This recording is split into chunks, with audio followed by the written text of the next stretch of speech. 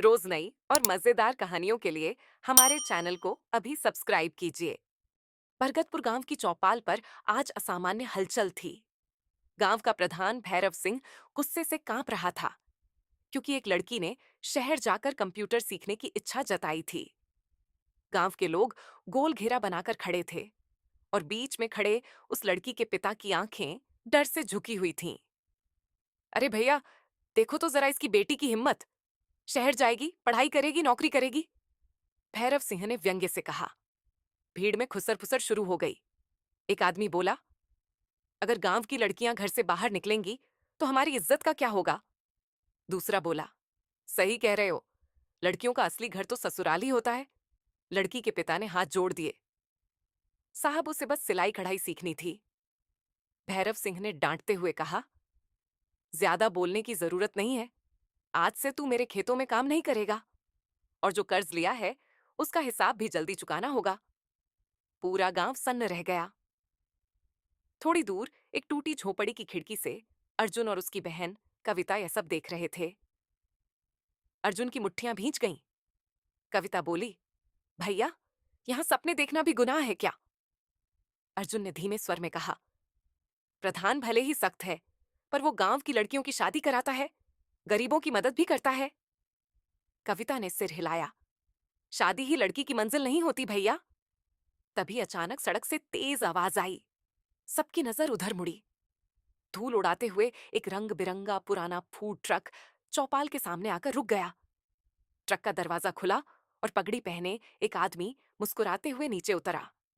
सत श्री अकाल भाइयों, मेरा नाम गुरमीत सिंह है। मैं अपने चलते फिरते ढाबे के साथ गांव गांव घूमता हूँ। 2-4 दिन यहाँ ठहरने की इजाजत मिल जाए तो आप सबको अपने हाथ का खाना खिलाऊंगा। प्रधान भड़क गया। हमारे गांव में बाहरी लोगों की जरूरत नहीं है। अपना ट्रक लेकर यहां से निकल जाओ। लेकिन भीड़ में से कुछ लोग बोल पड़े, अरे रहने दीजिए ना प्रधान जी, यहाँ कोई ढाबा भी तो नहीं है। 2 दिन खा लेंगे तो क्या बिगड़ जाएगा। धीरे धीरे लोगों की आवाज बढ़ती गई और प्रधान चुप रह गया। गुरमीत सिंह ने तंदूर जलाया। थोड़ी ही देर में रोटियों और मसालों की खुशबू पूरे गांव में फैल गई। लोग लाइन लगाकर खाने लगे। अर्जुन भी अपनी बहन के साथ वहां पहुंचा। खाना खाते हुए अर्जुन की नजर गुरमीत सिंह के हाथ में चमकते महंगे मोबाइल पर पड़ी। वह फुसफुसाया, कविता, ये फोन तो बहुत महंगा लगता है। एक साधारण ट्रक वाले के पास ऐसा फोन कैसे हो सकता है। कविता ने भी आश्चर्य से देखा। सच में कुछ अजीब तो है। उधर प्रधान भैरव सिंह अपने साथी भोला के साथ दूर खड़ा सब देख रहा था। उसने धीमे स्वर में कहा, यह आदमी सिर्फ खाना बेचने नहीं आया है। मुझे इसकी मंशा ठीक नहीं लग रही। भोला बोला, तो क्या करें। प्रधान ने कहा, आज रात इसके ट्रक की तलाशी लेते हैं। रात गहरी हो चुकी थी। पूरा गांव सो चुका था। प्रधान और भोला धीरे धीरे ट्रक के पास पहुंचे। उन्होंने अंदर झांका तो एक छोटी अलमारी के ऊपर एक पुरानी लड़की की चप्पल और एक तस्वीर रखी हुई थी। तस्वीर में एक युवती मुस्कुरा रही थी। भोला फुसफुसाया, लगता है ये लड़कियों का सामान चुराता है। प्रधान बोला, हो सकता है इससे भी बड़ा खेल हो। हमें इस पर नजर रखनी होगी। अगले दिन गुरमीत सिंह ने ऐलान किया कि जो भी आदमी अपनी घर की महिला के साथ आएगा उसे खाना मुफ्त मिलेगा। गांव में हंगामा मच गया।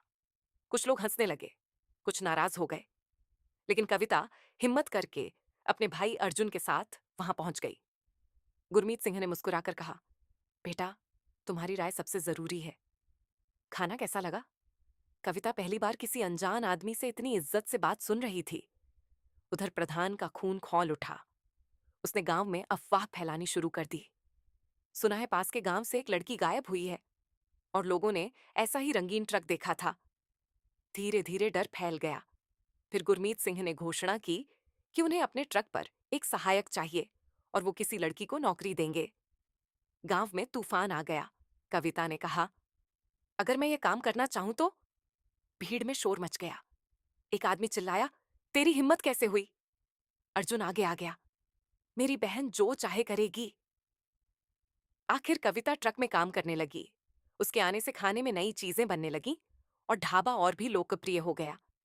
लेकिन प्रधान ने पुलिस बुला ली। उसने सबके सामने चिल्लाकर कहा, इस आदमी के ट्रक में एक लड़की की चप्पल और तस्वीर मिली है। ये जरूर कोई अपराधी है। पुलिस ने गुरमीत सिंह को गिरफ्तार कर लिया। गांव में लोग प्रधान की जय जयकार करने लगे, लेकिन कविता को विश्वास नहीं हुआ। वह चुपके से थाने पहुंच गई। अंदर जाकर उसने जो देखा, उससे वह हैरान रह गई। गुरमीत सिंह आराम से कुर्सी पर बैठे चाय पी रहे थे और एक वरिष्ठ पुलिस अधिकारी उनसे हंसकर बात कर रहा था। कविता ने घबराकर पूछा, यह सब क्या है?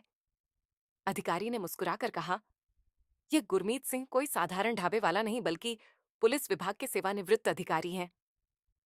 गुरमीत सिंह ने धीरे से एक तस्वीर उठाई। ये मेरी बेटी जसप्रीत है। सालों पहले वह पढ़ाई करना चाहती थी, लेकिन मैंने उसे रोक दिया। उस रात वह घर छोड़कर चली गई। उसके बाद से मैं गांव गांव घूमकर उन जगहों की जांच करता हूं जहां लड़कियों पर अत्याचार होता है। फिर अधिकारी ने एक फाइल दिखाई। जांच में पता चला कि बरगदपुर का प्रधान गरीब लड़कियों की शादी के नाम पर उनका सौदा करता था। कविता के पैरों तले जमीन खिसक गई। कुछ ही देर बाद पुलिस की गाड़ियां गांव पहुंच गईं। चौपाल पर सबके सामने प्रधान भैरव सिंह को गिरफ्तार कर लिया गया। गुरमीत सिंह ने एक वीडियो दिखाया जिसमें वह अपने साथी के साथ लड़कियों की तस्करी की बात कर रहा था। गांव वाले स्तब्ध रह गए। कुछ दिनों बाद वही फूड ट्रक फिर चौपाल पर खड़ा था, लेकिन अब उस पर नया बोर्ड लगा था, बरगदपुर की बेटियों का ढाबा। कविता और कई लड़कियां वहां काम कर रही थीं और अर्जुन बाहर ग्राहकों से ऑर्डर ले रहा था। लोग गर्व से वहां खाना खाने आते थे। एक दिन एक शहर की महिला आई और कविता को एक लिफाफा दिया। लिफाफे में एक चिट्ठी और तस्वीर थी। तस्वीर में गुरमीत सिंह अपनी बेटी जसप्रीत के साथ खड़े मुस्कुरा रहे थे। चिट्ठी में लिखा था कि अखबार में ढाबे की खबर पढ़कर उसकी बेटी ने उससे संपर्क किया और 2 सालों बाद फिर मिल पाए। कविता की आंखों से खुशी के आंसू बह निकले और ढाबे के सामने खड़ी लंबी कतार यह बता रही थी कि अब उस गांव की बेटियां डर के आगे नहीं झुकेंगी। कविता ने तस्वीर को कुछ देर तक अपने हाथों में थामे रखा। उसकी आंखों में खुशी के आंसू थे, लेकिन दिल में एक नई जिम्मेदारी भी जाग चुकी थी। उसने चिट्ठी फिर से पढ़ी और मुस्कुराते हुए आसमान की तरफ देखा, जैसे दूर कहीं गुरमीत सिंह को धन्यवाद कह रही हो। उधर ढाबे के बाहर लोगों की लाइन लगातार बढ़ती जा रही थी। अर्जुन जोर जोर से आवाज लगा रहा था, अरे भाई, 2 प्लेट मक्खन वाली रोटी और एक दाल तड़का जल्दी भेजो। अंदर लड़कियां तेजी से काम कर रही थीं। कोई रोटियां सेक रही थीं, कोई सब्जी बना रही थी, कोई ग्राहकों को खाना परोस रही थी। ढाबे में अब सिर्फ खाना नहीं मिलता था, वहां उम्मीद मिलती थी। धीरे धीरे आसपास के गांवों में भी इस ढाबे की चर्चा फैलने लगी। लोग कहते थे कि वहां का खाना तो अच्छा है ही, लेकिन उससे भी ज्यादा अच्छा है वहां का हौसला। एक दिन सुबह सुबह एक बूढ़ा आदमी ढाबे के सामने आकर खड़ा हो गया। उसकी आंखें नम थीं और हाथ में एक पुरानी सी तस्वीर थी। कविता ने पास जाकर पूछा, दादाजी आपको क्या चाहिए? बूढ़े ने कांपती आवाज में कहा, बेटा, मैंने सुना है यहाँ गांव की बेटियां मिलकर काम करती हैं और उन्हें कोई रोकता नहीं। कविता मुस्कुराई, हाँ दादाजी, यहाँ सबको अपने सपने पूरे करने का मौका मिलता है। बूढ़े आदमी ने तस्वीर दिखाई। उसमें एक छोटी लड़की थी। उसने कहा, ये मेरी पोती है। 3 साल पहले शहर में काम करने गई थी, लेकिन फिर कभी वापस नहीं आई। लोग कहते हैं कि शायद उसे बेच दिया गया होगा। कविता का दिल कसकर धड़क उठा। उसे गुरमीत सिंह की बात याद आई। उसने अर्जुन को बुलाया और धीरे से कहा, भैया, अब सिर्फ ढाबा चलाना काफी नहीं है। अगर सच में बदलाव लाना है तो हमें उन लड़कियों को भी ढूंढना होगा जो गायब हो गई हैं। अर्जुन कुछ पल सोचता रहा, फिर बोला, ठीक कह रही हो। अगर सरदार जी ने हमें हिम्मत दी है तो हमें भी किसी और की हिम्मत बनना होगा। उस दिन से ढाबे का काम थोड़ा बदल गया। दिन में वहां खाना बनता था और रात में अर्जुन, कविता और कुछ भरोसेमंद लोग आसपास के गांवों की जानकारी इकट्ठा करने लगे। धीरे धीरे उन्हें कई ऐसी कहानियां पता चलीं जिनमें गरीब परिवारों की लड़कियां अचानक शादी के नाम पर कहीं भेज दी गई थीं और फिर कभी वापस नहीं आईं। एक रात अर्जुन को एक अजीब खबर मिली। पास के शहर में एक फैक्ट्री के पीछे एक बड़ा गोदाम था जहां कई लड़कियों को बंद करके रखा गया था। अर्जुन तुरंत कविता के पास गया। कविता की आंखों में गुस्सा चमक उठा। उसने कहा, अब समय आ गया है कि हम पुलिस को सब बताएं। उन्होंने तुरंत उस वरिष्ठ इंस्पेक्टर को फोन किया जो पहले गुरमीत सिंह के साथ काम कर रहा था। 2 दिन बाद पुलिस ने उस गोदाम पर छापा मारा।